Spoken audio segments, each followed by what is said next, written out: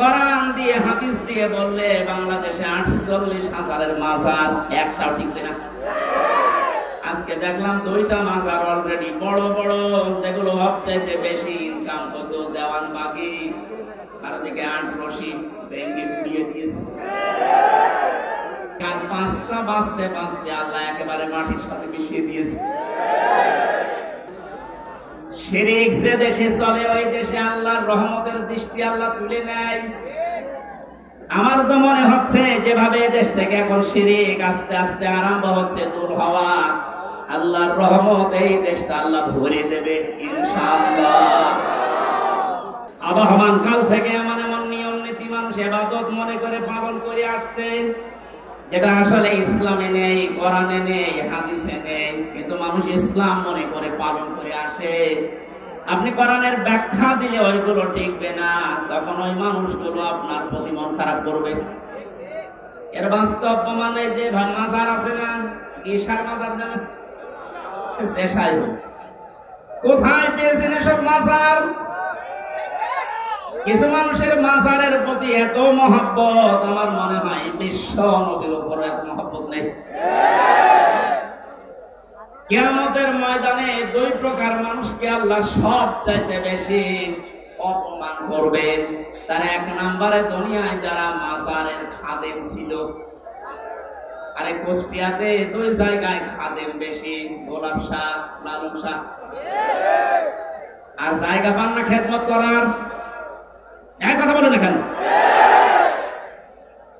মাজার কেন্দ্রিক যদি ইসলাম হতো, এই পৃথিবীতে সর্বোত্তম মাজার হচ্ছে মুহাম্মদ রাসূলুল্লাহটা। ওখানে তো কাউকে আমি কোনোদিন টাকা দিতে, মোমবাতি দিতে, আগরবাতি দিতে দেখি না। কোন কারণে আপনি এখানে এই সমস্ত কাজ কারবার করেন? লা তাত্তাখিদুল কুবুর মাসাজিদা, কবরকে সেজদার জায়গা বানিও না। অথচ লালনের মাজারে যে দেখেন এখনো অনেকে সেজদা করে আছে। এটা আমি একদিন গিয়েছিলাম, কিভাবে শিরক চলছে। কোরআন দিয়ে হাদিস দিয়ে বললে বাংলাদেশে 48,000-এর মাজার একটাও টিকবে না। আজকে দেখলাম 2টা মাজার অলরেডি বড় বড়, যেগুলো সবচাইতে বেশি ইনকাম হতো দেওয়ানবাগি, আর ওদিকে 8 রশি ভেঙে উড়িয়ে দিয়েছে। শিরক যে দেশে চলে ওই দেশে আল্লাহর রহমতের দৃষ্টি আল্লাহ তুলে নেয়। আমার তো মনে হচ্ছে যেভাবে দেশ থেকে এখন শিরক আস্তে আস্তে আরম্ভ হচ্ছে দূর হওয়া, আল্লাহর রহমত এই দেশটা আল্লাহ ভরে দেবে ইনশাআল্লাহ। কোন মৃত মানুষের প্রশংসা করা 3 দিনের উপরে জায়েজ নেই। ভালো করে শুনে, আমি বানিয়ে বলছি, যত আপনজন হোক, মারা গেলে 3 দিনের পরে আপনি আর শোক পালন করতে পারবেন না। 3 দিন পরে শোক পালন করা জায়েজ নেই কার কেউ মারা গেলে। হ্যাঁ, বিধবা মহিলা স্বামী মারা গেলে সর্বোচ্চ 3 মাস 10 দিন বিবাহ ছাড়া থাকতে পারবে। আপনার কি আত্মীয় হয় গোপালগঞ্জের ওই লোক, কবে মারা গেছে এতদিন পর্যন্ত আপনার শোকই যায় না।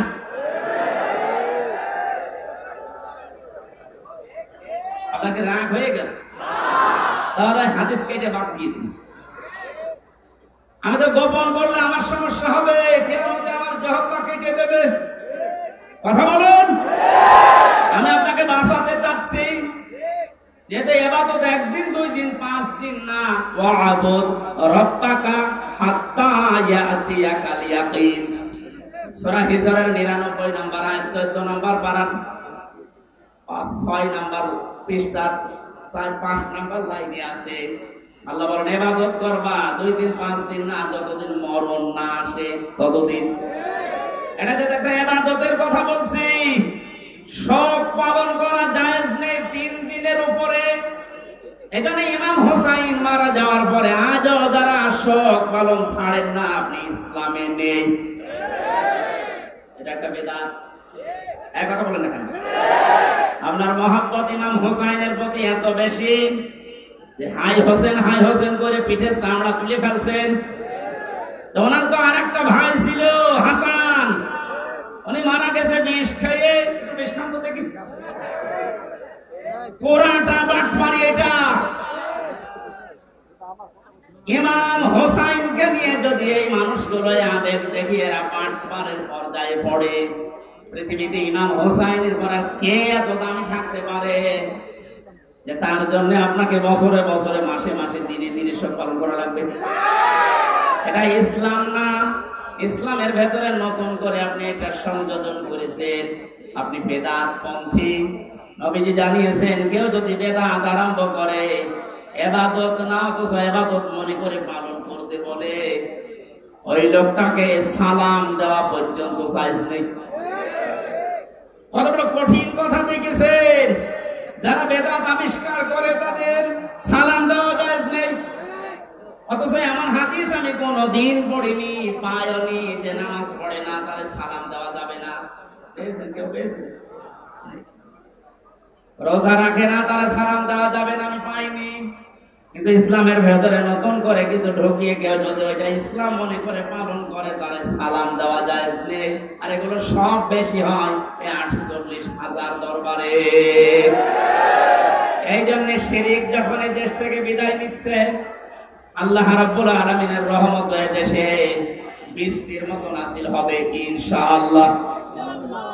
এবার বৃষ্টি শুরু হয়ে গেল না?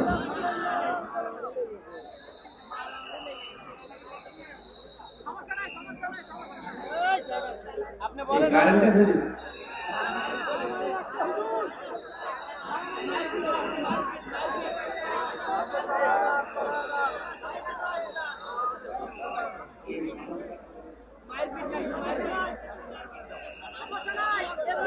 দেখতে পাচ্ছেন কি করা যাবে? মা এখানে প্রায় 1 কিলোমিটার শুধু মানুষ দেখে আসলাম। 1 কিলোমিটার শুধু মানুষ, পা ফেলার জায়গা নেই। যেখানে আছেন ওইভাবে থাকেন ভাই। আর আপনাদের যার বড় জায়গা ছিল না? না, কষ্ট হয়ে যাচ্ছে মানুষের। মানুষকে কষ্ট দেওয়াটা ঠিক না। কি করবো? এদের যেভাবে আছেন থাকেন, ওইভাবে থাকেন। না, আমি সব বাদ দিয়ে দিলাম। আমি প্রবেশ করছি কোরআনের তাফসিরে। সূরা মুলক থেকে মাত্র 2টা আয়াত পড়েছি। যেহেতু তাফসিরুল কোরআন মাহফিল লিখে দিয়েছেন, এর হক আদায় করা দরকার। আমরা তাফসির আকারে আরম্ভ করছি ইনশাআল্লাহ। জবান খুলে কোরআনের সোনালী আয়াত এবার পড়েন। আউযু বিল্লাহি মিনাশ শাইতানির রাজিম। বিসমিল্লাহির রহমানির রহিম। তাবারাকাল্লাযী বিয়াদিহিল মুলকু ওয়া হুয়া আলা কুল্লি শাইইন কাদির। সূরা মুলক কোন সূরা? মুলক শব্দের শাব্দিক অর্থ রাজত্ব। মুলক মানে কি? আল্লাহ রাব্বুল আলামিন সূরা মুলক নাযিল করে 30টা আয়াত দিয়েছেন, 3টা রূপ দিয়েছেন। এর প্রথম 2টা আয়াতে আল্লাহ নিজের পরিচয় তুলে ধরছেন, নিজের বড়ত্ব, মহত্ব, আমিত্ব। কারণ আল্লাহ পাক নিজের বড়ত্ব তুলে ধরতে পারে, তাছাড়া দুনিয়ার কোন সৃষ্টি তার নিজের বড়ত্বের পরিচয় তুলে ধরতে পারে না। এই গুণটা শুধুমাত্র আল্লাহর। কারণ অহংকার করা, বড়ত্ব করা এটা আল্লাহর চাদর, ইজান। কেউ যদি অহংকার করে, বড়ত্ব দেখায়, সে যেন আল্লাহর চাদর নিয়ে টানাটানি করে। হাদিসে কুদসি, পৃথিবীর কোন সৃষ্টি যদি আল্লাহর চাদর নিয়ে টান দেয়, আল্লাহ তাকে জমিনে আছাড় দিয়ে অপমান করে। এর বাস্তব প্রমাণে 5 তারিখের আগে সালেমরা ধরাকের সরাকেন করে এমন কোন বিষয় নেই, বিভাগ নেই যেখানে ওরা অহংকার আর তাকাব্বুরি, বড়ত্ব দেখায়নি। আল্লাহ পাক ধরেছেন এমন কায়দায়, ওয়ালাহুম আযাবুম মুহিন। আল্লাহ বলেন জালেমদেরকে যখন আমি ধরি, এই মানুষগুলোকে অপমানজনক শাস্তির একেবারে নিম্নে পৌঁছিয়ে দেই। কত বড় অপমান আল্লাহ করেছে এই কালামানিককে। ওর পিসি পর্যন্ত উড়ে গেছে। আর কি দেখাবে আল্লাহ? যেদিন ওর পিসি উড়ে যায় সেই দিন আমি শুকরিয়া আদায় করেছি মাবুদ, এই লোকটা বিচার ব্যবস্থায় থাকতে যত অবিচার করেছে অত মানুষ ছিল না, একটা টাটকা জানোয়ার ছিল। ওর কারণে যত মানুষ বিনা কারণে দুনিয়া থেকে বিদায় নিয়েছে, মরণের আগে ওই রকম কঠিন শাস্তি ওরে তুমি দিও। একটা দিন যাচ্ছে ওর শাস্তির মাত্রা বাড়ছে। এখন হাসপাতালের বেডে দেখেন পড়ে আছে, পিসি যেহেতু নেই, বাকি জিনিসগুলোর অবস্থাও মনে হয় নড়বড়ে। কথা বলে দেখেন, জালেমদেরকে আল্লাহ এভাবে ধরে, মরতে দেরি হবে জালেমদের।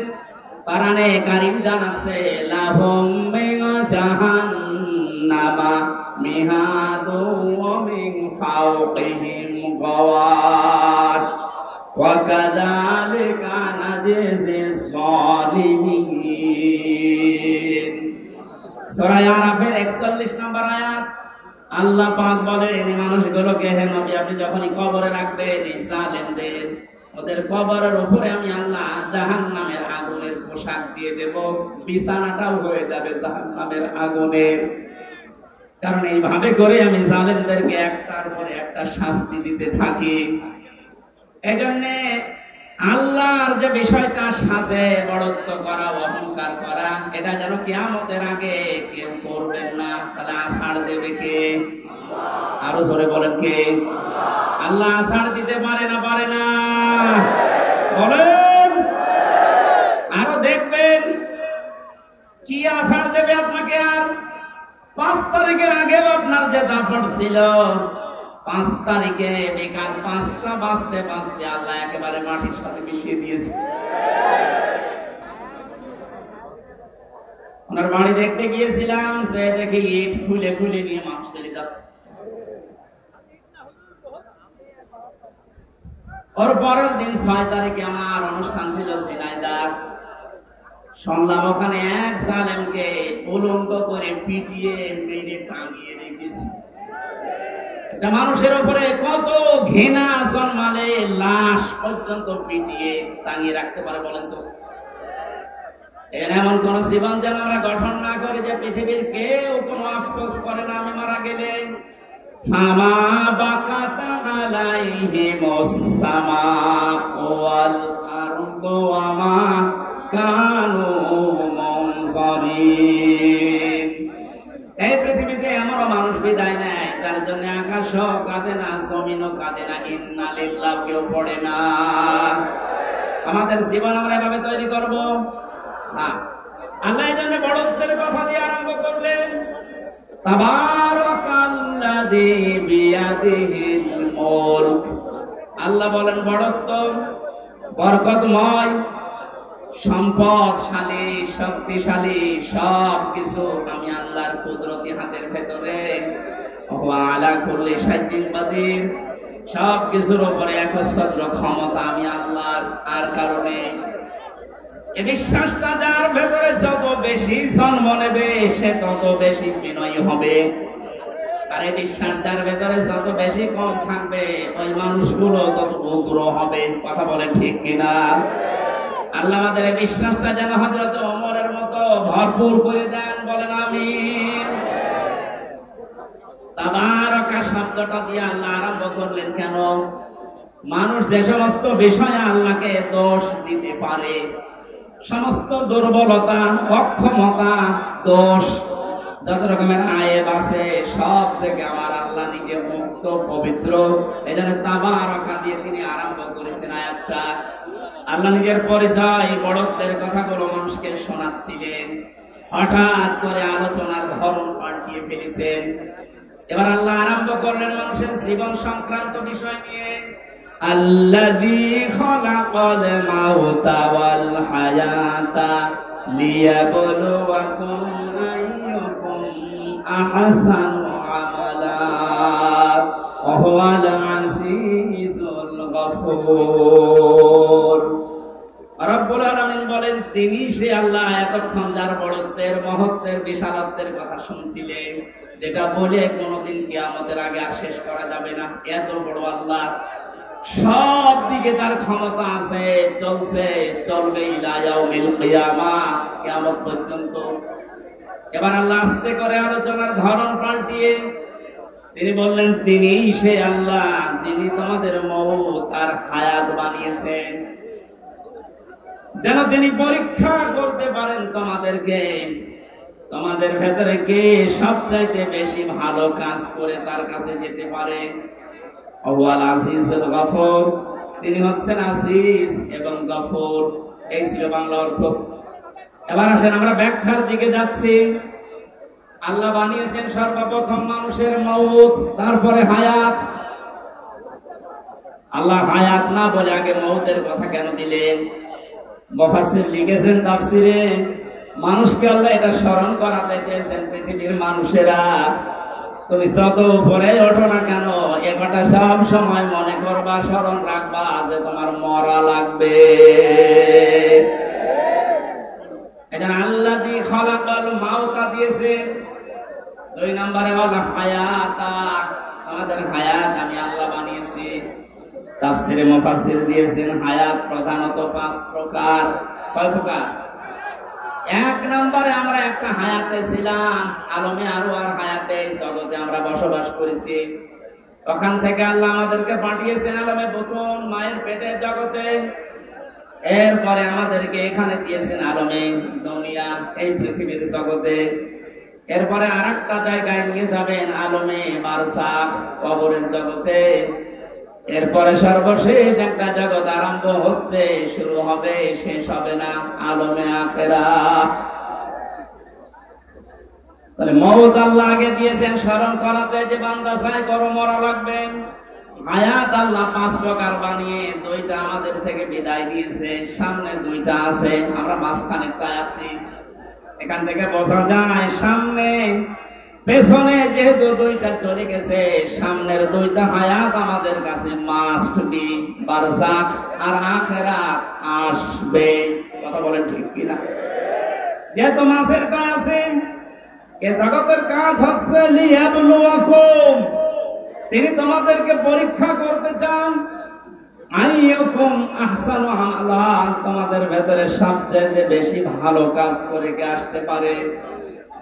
কুষ্টিয়াবাসী খেয়াল করেন আল্লাহর এই কথাকে, তিনি কিন্তু বেশি বেশি কাজ চাননি, তিনি চেয়েছিলেন ভালো কাজ। কি কাজ?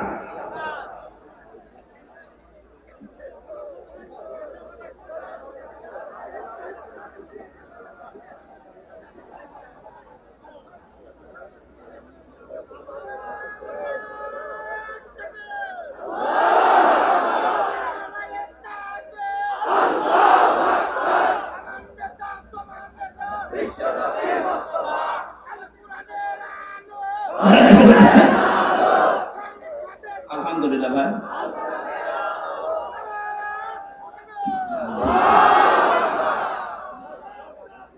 কুষ্টিয়াবাসী একটু খেয়াল করেন তো, তাফসীর মাহফিলে তাফসীর শোনার জন্য মন দিয়ে যারা বসে আছেন, 2টা জগৎ চলে গেছে অলরেডি, আর একটা জগৎ 2টার সামনে আছে। মাঝখানেরটা আল্লাহ যেটা দিলেন আহসানু আমালা, আল্লাহ বেশি কাজ চান না, তাহলে আকসারু আমালা দিতেন। আল্লাহ দিয়েছেন আহসানু, ইসমে তাফসীর, আমি সবচেয়ে ভালো কাজটা চাই, বেশি কাজ চাই না।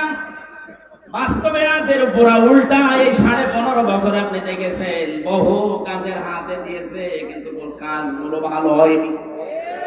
কুষ্টিয়ার মেডিকেল কলেজের দিকে তাকান, হওয়ার আগে ভেঙে পড়ে গেছে। এটা বানিয়ে বললাম। আমি জেলখানায় থাকতে যুগান্তর পত্রিকায় যেই দিন দেখেছি যে বানানোর আগে, উদ্বোধনের আগে পড়ে ভেঙে গেছে। আপনার অত বড় কাজের আঞ্জাম দেওয়া কি দরকার? কাজটা ভালো করে করেন। আল্লাহ বেশি কাজ চান না, আল্লাহ কি চান? আরো জোরে বলেন। কাজটা ভালো হওয়ার জন্য 2টা শর্ত। 1 নম্বরে দেখা লাগবে ওর ভেতর আল্লাহর বিধান আছে কিনা। 2 নম্বরে দেখতে হবে বিশ্ব নবীর জীবনে এরকম কাজ ছিল কিনা। এখন যদি বলেন নবীর জীবনে হাসপাতাল বানানো ছিল, হ্যাঁ ছিল। বিশ্ব নবী মুহাম্মদুর রাসূলুল্লাহ মানবতার সেবায় যে কাজগুলো করেছিলেন ওই জামানায়, আপনি তার জীবনীতে দেখবেন। এই যে মিডিয়ার কথা এসেছে আজকে আসার সময় বলছিল, এই জন্য মনে পড়ছে আমি বলছি।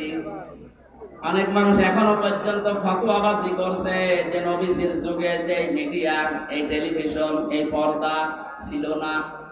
এই প্রযুক্তি যারা ব্যবহার করছে এরা হারাম কাজে আছে। একটা ভ্রান্ত ধারণা এটা। আল্লাহর নবী মুহাম্মদ রাসূলুল্লাহর জামানায় এই মিডিয়া ছিল, কিন্তু সিস্টেম এভাবে ছিল না। আপনি সিরাত ইবনে হিশাম দেখেন, সিরাত বিশ্বকোষ দেখেন, আর রাহিকুল মাখতুমের ভেতরে আছে আর ওই জামানার সর্বোচ্চ প্রজেক্টর ছিল, প্রযুক্তি ছিল লাল কাপড়। কেউ যদি বিপদে পড়তেন পাহাড়ের উপরে উঠে লাল কাপড় তিনি উড়িয়ে দিতেন। সব পাহাড়ের পাদদেশে এসে জিজ্ঞাসা করতো কি হয়েছে। এই যে লাল কাপড় উড়িয়ে দেওয়া, এই প্রযুক্তি এটা কাফেরদের তৈরি করা, আবহমান কাল থেকে হয়ে আসছিল। আল্লাহর নবী লাল কাপড় একবার উড়িয়ে দিলেন, পাহাড়ের পাদদেশে এলাকার কুরাইশেরা সব এসে জড়ো হয়ে গেছে। ডাক দিয়ে বলে, ইয়া মুহাম্মদ, কোন বিপদ? নবীজি বললেন, হ্যাঁ বিপদ। এই পাহাড়ের পাদদেশে একদল সৈন্যবাহিনী আছে, এখনই তোমাদেরকে আক্রমণ করবে। তোমরা যদি সতর্ক না হও। সবাই এক বাক্যে জবাব দিচ্ছে, বলেন আমরা সতর্ক আছি, কি করা লাগবে আমাদের? তিনি তখন বিষয়টা উল্টিয়ে বললেন, আল্লাহর বান্দা বান্দিরা, আমি দেখতে পাচ্ছি আল্লাহর গজবের ফেরেশতারা এই পাহাড়ের পাদদেশে অবস্থান নিচ্ছে। তোমরা যদি আল্লাহর একত্ববাদ স্বীকার করে কালেমার স্বীকৃতি না দাও, এই মুহূর্তে তারা তোমাদের আক্রমণ করবে। কেউ কোনো কথা বলে নাই। নবীজির আপন চাচা আবু লাহাব সামনে একটা পাথর ছিল, ওটা হাত দিয়ে তুলে নবীজির দিকে যখন নিক্ষেপ করেছিল, ওর মুখ দিয়ে বের হয়েছিল, তাব্বা আলাকা আলিহাদা জামাতানা, ইয়া মুহাম্মদ, হে মুহাম্মদ, তুই এই কথা বলার জন্য আমাদেরকে এক জায়গায় করলি, তুই ধ্বংস হয়ে যা। বলেন নাউজুবিল্লাহ। এই যে ঘটনাটা তুই 1 মিনিটে বললাম, আমি কি শিক্ষা পেলাম এখান থেকে? এটা লাল কাপড় উড়িয়ে দেওয়া, এটা কাফেরদের তৈরি প্রযুক্তি। কথা বলে না কেন? নবীজি যে এটা ব্যবহার করেছিলেন ইসলাম প্রচার করার জন্য, না ইসলাম ধ্বংস করার জন্য? আজ এই মিডিয়াগুলো যদি ইসলাম প্রচারের জন্য ব্যবহার করা হয় 100% জায়েজ। এটা যদি ইসলাম ধ্বংস করার জন্য ব্যবহার করা হয়, এটা 100% হারাম। হ্যাঁ, এখানে একটা মাসলা আছে। পুরুষের জন্য যে সতর্কতা, এতটুকু আপনার জন্য টেলিভিশনে হোক, বাইরে হোক, পর্দায় হোক, জায়েজ আছে। ইমাম আবু হানিফা রাহমাতুল্লাহ আলাইহির মত অনুযায়ী একটা পুরুষের মুখমণ্ডল, হাতের কবজি, পায়ের পাতা এতটুকু বাদ দিয়ে পুরা শরীর যদি ঢাকা রাখে, তাহলে একটা মহিলার সামনে আসলে আপনার গুনাহ নেই। মাসলাটা, একটা মেয়ে লোক যদি নিজের মুখমণ্ডল, হাতের কবজি, পায়ের পাতা খোলা রেখে চলাফেরা করে, দেখাশোনা করে, জায়েজ আছে, এর দিকে তাকানো জায়েজ আছে। কিন্তু যদি খাস পর্দা করতে চায়, হাত মোজা, পা মোজা দিয়ে মুখ ঢেকে শুধু চোখ দুটো বের করে, এটা সর্বোত্তম। কিন্তু বাস্তবতায় যদিও কর্মজীবনে সে বাইরে যেতে চায়, হাতের কবজি, মুখমণ্ডল, পায়ের পাতা খোলা রেখে ও কাজ কারবার করতে পারবে। এটা যদি আপনি সামনে দেখুন তেমন জায়েজ আছে, পর্দায় দেখলেও সেরকম জায়েজ আছে। এবার আসেন পুরুষের দান। আল্লাহর নবী জানিয়েছেন একটা পুরুষের সতর হচ্ছে মা নাভি থেকে শুরু করে হাঁটু পর্যন্ত। এটা যদি ঢাকা রাখে, বাকি শরীরে কাপড় চোপড় নেই, তার দিকে তাকানো জায়েজ আছে না নেই? 100% জায়েজ আছে, কারণ সতর ঢাকা আছে। আমরা যেটা নিয়ে এসেছিলাম, এই যে আহসানু আমালান, এই শব্দটার ব্যাখ্যা করতে গিয়ে আমি পেয়েছি আল্লাহ যেহেতু বেশি বেশি কাজ চাননি, কোরআনে ভালো কাজ চেয়েছেন। এখান থেকে একটা মাসলা আমি বের করেছি। পৃথিবীতে আমরা একটা বিষয় এখনো পর্যন্ত মনে হয় ক্লিয়ার না, মিজানের পাল্লা। শোনেননি নাম? মিজানের পাল্লা নাম শুনেছে? এই জিনিস দিয়ে কি করে? আমল মাপে। কি মাপে? আরো জোরে বলেন। এখানে অধ্যাপক বসে আছে, অ্যাডভোকেট বসে আছে, আলেমরা বসে আছে। এই বিষয়টা ক্লিয়ার করবো আজকে ইনশাআল্লাহ। কোরআনে কারিমে মাপার যন্ত্রের যে সমস্ত নাম আমরা পেয়েছি, ফাআম্মা মান সাকুলাত মাওয়াজিনুহু ফাহুয়া ফি ঈশাতির রাদিয়া ইলা আখিরি আয়াত। আল্লাহ পাক বলেন, কোন মানুষের সাকাল ওজন এটা মাপ দেওয়া হবে, যেটা দিয়ে এটা যদি ভারী হয়, ওজন যদি বেশি হয়, তাকে সন্তোষজনক জীবন মানে জান্নাতে তাকে পৌঁছিয়ে দেওয়া হবে। আমাদের দেশ, বিশেষ করে আমি বহু দেশ থেকে এই তথ্যটা পাওয়ার চেষ্টা চালিয়েছি।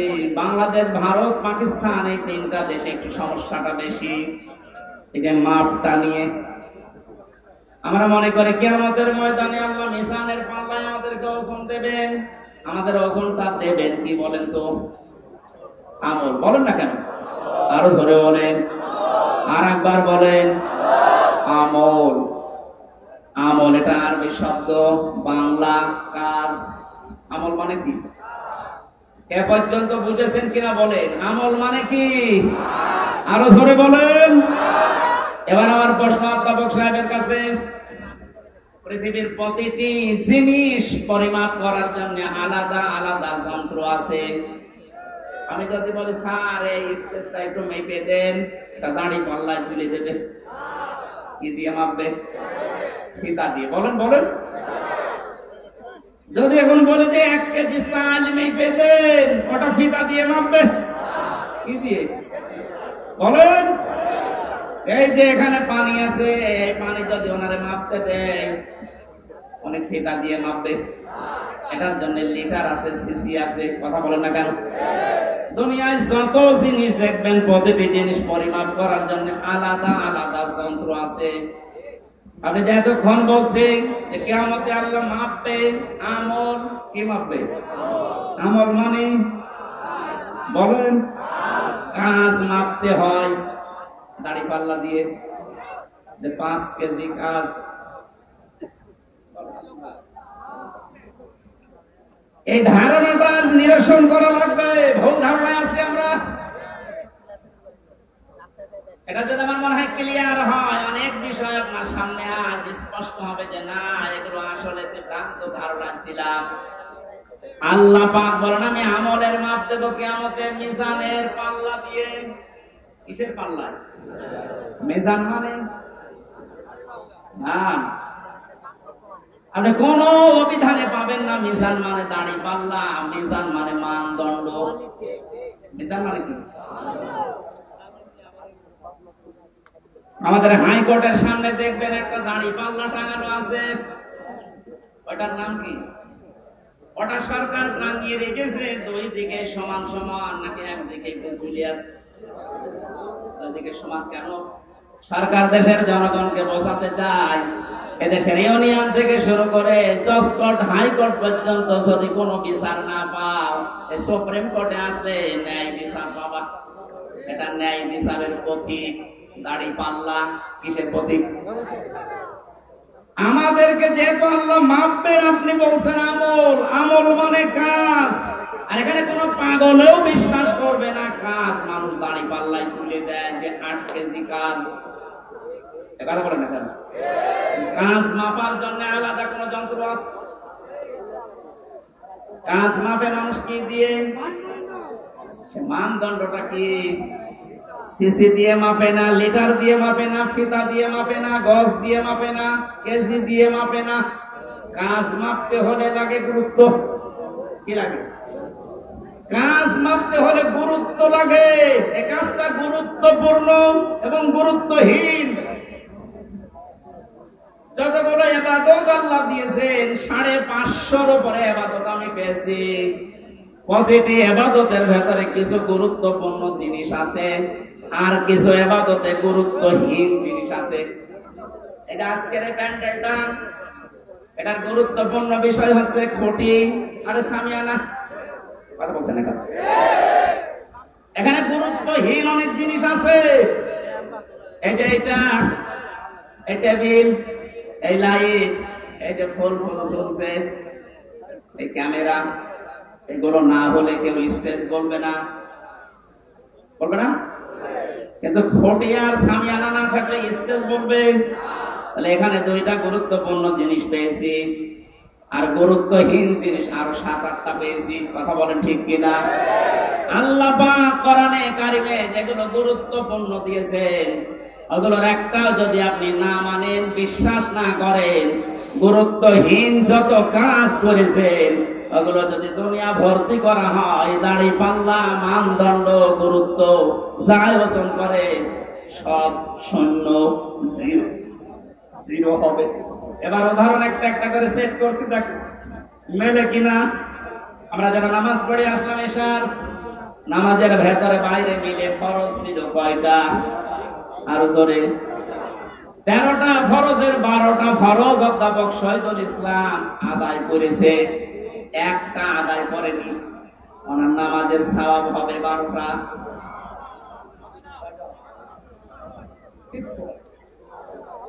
13টা ফরজের যদি একটা বাদ দিয়েছে, উনি যদি বলেন না আমি তো 12টা আদায় করেছি, অন্তত 12টা সওয়াব দেন, হবে? কি হবে? জিরো, শূন্য, কিচ্ছু হবে না। এটা যেমন মেনে নিলেন যে হ্যাঁ এটা ঠিক আছে, আপনার বাস্তবতার সাথে কিন্তু এটা মিলছিল না। আমি 12টা আদায় করলাম, একটা করি নাই, আমার 12টা সওয়াব দেন। আপনি এখানে জোর করতে পারবেন আল্লাহর সাথে? বলেন। কারণ গুরুত্বপূর্ণ জিনিস, খুঁটি না থাকলেও এটা স্টেজ না, সামিয়ানা না থাকলেও স্টেজ না। হ্যাঁ, ওয়াজিব আছে, যেটা যদি কেউ ভুল করে একটা দুইটা, তাহলে তারা জরিমানা দেওয়া লাগে, সশস্তা দেওয়া লাগে, এটা দিলে আবার পূর্ণ হয়ে যায়। কিন্তু যেটা খুঁটি আর সামিয়ানা, এটা যদি আপনার জীবনে না থাকে, কেউ এটাকে স্টেজ বলবে না। কিন্তু সার কাপ না থাকলে স্টেজ বলবে না, এটা না থাকলে স্টেজ বলবে না। এক কথা বলছেন? এখান থেকে আপনি মাপেন জীবনে গুরুত্বপূর্ণ কাজ আল্লাহ এই কোরআনে দিয়েছেন 500। একটা নামাজ, একটা রোজা, একটা হজ, একটা যাকাত, এভাবে 500টা আপনি একটা একটা করে কোরআন থেকে বের করেন। এর ভেতরে দেখবেন একটা আছে, এই পৃথিবীতে আল্লাহর দ্বীন কায়েম করা লাগবে। নামাজ পড়া যদি আপনার কাছে রাজনীতি মনে না হয়, রোজা রাখা যদি রাজনীতি মনে না হয়, দিন কায়েমের কথা যারা বলে এটা রাজনীতি যদি মনে হয়, আপনার একটা খুঁটি বাদ চলে গেছে। আর আপনি এবার মাপতেন তো দেখি আপনি কয়টা সওয়াব পান। আপনি আমল মাপতে এসেছেন, মনে করে মিজানের পাল্লা মানে দাড়ি পাল্লা, এদিকে 10 কেজি সওয়াব তুলে দেবো, এদিকে 8 কেজি গোনা তুলে দেবো, মাঝখান থেকে 2 কেজি বেশি। এক লোক আর শুনেছিল যে কোরবানির পশমে পশমে সওয়াব হয়, ওর সামর্থ্য ছিল না, গরু চুরি করে এনে কোরবানি। ইমাম সাহেব তাহাজ্জুদের নামাজ পড়তে উঠে দেখছে গরু নিয়ে যাচ্ছে, এই কোথায় পেলি? গরু চুরি করে নিয়ে যাচ্ছে। কি হবে? কোরবানি দেব। কোরবানি দেবে তা চুরি করে, বেশি চিল্লাবেন না, আপনার ফতোয়ায় আমি পালন করছি। গত সময় আপনি বললেন যে কোরবানি দিলে এরকম এরকম সওয়াব হয়, প্রতি পশমে পশমে নাকি। আমার তো উপায় নেই, সামর্থ্য নেই, করবো কি? সওয়াব থেকে বঞ্চিত হতে পারবো না, চুরি করে নিয়ে আসলাম গরু। কালকে সকালে কোরবানি জবাই করব, চুরি করলে গুনাহ হয় আমিও জানি, এই যে কোরবানি দেব সওয়াব হবে, পশমে পশমে নাকি হবে। সওয়াব আর গুনাহ যদি কাটাকাটি হয়ে যায়, মাঝখানে গোশত খাবো পাও। বাংলাদেশে অনেক মানুষের চিন্তা চেতনা এখন এইরকম। 500টা ফরজ বিধান আমল, এর 499টা করে, আর একটা কথা শুনলে যখন জঙ্গি, জিহাদ, রাজাকার উল্টাপাল্টা নাম দেয়। মানে যদি 12টা ফরজ আদায় করে একটা আদায় না করে সওয়াব না হয়, জিরো হয়, শূন্য হয়, আপনার জীবনের আমল আল্লাহ যেদিন মাপ দেবে, গুরুত্বের ভিত্তিতে গুরুত্বপূর্ণ কাজ করেননি, গুরুত্বহীন কাজ করে ভরে রেখেছেন, আপনিও জিরো হবেন, শূন্য হবেন। আল্লাহ ভালো কাজ দেখতে চেয়েছেন, আর ভালো কাজে 500-র উপরে দুনিয়া আর নেই। এখন যদি 500 আয়াতের ব্যাখ্যা ভালো কাজগুলো একটা একটা করে করা হয়, আমি যতগুলো ভালো কাজ দুনিয়ায় কোরআন থেকে বের করতে পেরেছি, একটা বই আছে, আমি জেলখানার ভেতরে, এটিএম আজহারুল ইসলাম সাহেব আমাকে পাঠিয়েছিল যে হামজা এটা পড়ো, খুব গুরুত্বপূর্ণ তথ্য এর ভেতরে আছে। সৌদি আরবের লেখক একজন প্রোডাক্টিভ মুসলিম। এই বইটার ভেতরে ইংরেজিতে করা, আরবিতে করা ভার্সন দেওয়া আছে। পড়াটা পড়ে 3 বছরের ভেতরে 7-8 বার আমি শেষ করেছি। এখান থেকে যে তথ্যগুলো পেয়েছি তার অন্যতম এইটা, কোন মানুষ যদি ভালো কাজ করতে চায়, কোরআনের উপরে দুনিয়ায় কোন ভালো কাজ, আরো জোরে বলেন, আমার আমিলা বিহি উজিরা, যারা কোরআন দিয়ে কাজ করবে এদের কাজের পুরস্কার আল্লাহ নিজে দেবেন। জোরে বলেন আল্লাহু আকবার।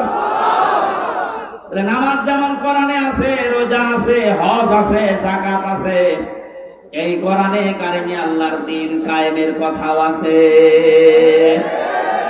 একান্ত যদি কেউ দুনিয়ার কাজ মনে করে ছেড়ে দেয়, আল্লাহ আহসান আমালার ব্যাখ্যায় আব্দুল্লাহ ইবনে মাসউদ, আব্দুল্লাহ ইবনে আব্বাস, রাইসুল মুফাসসিরিন বলা হয় যাদেরকে, এই মানুষগুলো ব্যাখ্যায় লিখেছেন, আমরা যেমন বুঝেছি ভালো কাজ, আমাদের চাইতে কোরআনে কারীম থেকে ভালো কাজ বেশি বুঝেছিল সাহাবীরা।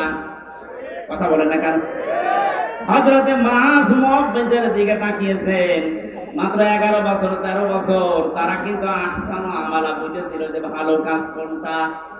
আমরা মনে করি ভালো কাজ মানে জিকির করা, ভালো কাজ মানে দরবারে যাওয়া, ভালো কাজ মানে জুব্বা গায়ে দেওয়া, পাগড়ি মাথায় দেওয়া, দস্তরখানা বিছিয়ে খাবার খাওয়া, ভালো কাজ। কিন্তু সব চাইতে ভালো কাজ আল্লাহর কাছে কোনটা, এটা আমাদের চাইতে ভালো বুঝেছিল সাহাবীরা। এই বলেন না কেন? বলেন, আরেকবার বলেন। তাকান তাদের দিকে, কি বুঝেছিল তারা? এতটুকু বয়সে আল্লাহর দ্বীন কায়েমের জন্য নিজের হাঁটুর উপরে, পায়ের গোড়মোড়ের উপরে ভর করে উঠা হয়েছে, যেন আমি জিহাদের ময়দান থেকে বাদ না পড়ি। আল্লাহর দ্বীন কায়েমের জন্য এত চেষ্টা চালিয়েছে যে এটাই ভালো কাজ। আর আমরা এখান থেকে যত পেছোতে পারি, ফাঁকি দিতে পারি, তত নিজেকে ধন্য মনে করছি। আল আজিজুল গফুর, আল্লাহ বলেন এই কাজ করলে 2টা নাম আমি ব্যবহার করলাম। তাহলে আমার আলোচনার বিষয় হচ্ছে পৃথিবীর যত ভালো কাজ আছে সব চাইতে আল্লাহর নিকটে ভালো কাজ হচ্ছে আল্লাহর জমিনে আল্লাহর এই বিধান পালন করা। কথা বলেন না কেন? এটা যতদিন পর্যন্ত রাষ্ট্রীয়ভাবে কায়েম করতে না পারবেন, ইচ্ছা করলেও আপনি ভালো কাজ করতে পারবেন না। এ কাজ করতে গিয়ে যদি ভুল ত্রুটি হয়ে যায়, কোন দোষ ত্রুটি হয়ে যায়, আল্লাহ বলেন আমি আজিজুল গফুর, আমি তোর জন্য গফুর হয়ে দেখা দেব, অপরাধগুলো মাফ করে দেব। আর যদি ফাঁকি দেওয়ার চেষ্টা চালাও, মানুষকে ধোঁকা দিয়ে বোকা বানিয়ে, আমি আল্লাহকেও যদি ধোঁকা দিতে চাও, আমি কিন্তু আজিজ, পরাক্রমশালী। আমি ধরি না এমনিতে, কিন্তু যদি ধরি ওরে আর ছাড়ি না। ভালো কাজ বলতে আল্লাহ যেটা বুঝিয়েছেন, রাসূল যেটা বুঝেছেন, সাহাবীরা যেটা পালন করেছে, আমাকে সহ প্রত্যেককে আল্লাহ এই ভালো কাজে আঞ্জাম দেওয়ার তৌফিক দিন। বলেন আমিন। এখানে আসার পরে কয়েকটা মাসলা আমাকে জিজ্ঞাসা করেছে, হুজুর মসজিদের টাকা মেরে খাওয়া কি? এটা আবার ফতোয়া দেওয়া লাগবে? 2 নম্বর এলাকায় শুনলাম 30 বছরের আগে ছেলেদেরকে পিতারা বিয়ে দিতে চান না। 30 বছরের আগে যদি ও কোনো গুনার কাজে জড়িয়ে পড়ে, ও জেনা করলে, ব্যভিচার করলে, ওটা শুধু একা পাবে না, ফিলাক্সিলোড হয়ে বাবা মায়ের আমল নামায় আনে। এ মনে হয় ধরা খেয়ে গেছে। সম্মানিত ভাইরা, এটা করবেন না। রিস্কের দায়িত্ব আপনার হাতেও নেই, আপনার বোর হাতেও নেই। এই দায়িত্ব কার? আর গাড়ি জোয়ান তুলে দেন, দেখবেন রিস্কের ব্যবস্থা এমনি অটোমেটিক আল্লাহ করবে ইনশাআল্লাহ। এই ভরসা আল্লাহর উপর আমাদের আছে না? এরকম গুনার কাজে জড়াবেন না। বিয়েকে সহজ করে দেন, জেনাকে কঠিন করেন। এই কথা বলছেন না কেন? আল্লাহ আমাদেরকে, আমি প্রচন্ড গরমে ভেতরে ঘেমে সব চলছে, আমার গলাও ব্যথা করছে, আর ঘন্টা পার হয়ে গেছে, আমি আর কথা বলতে চাচ্ছি না।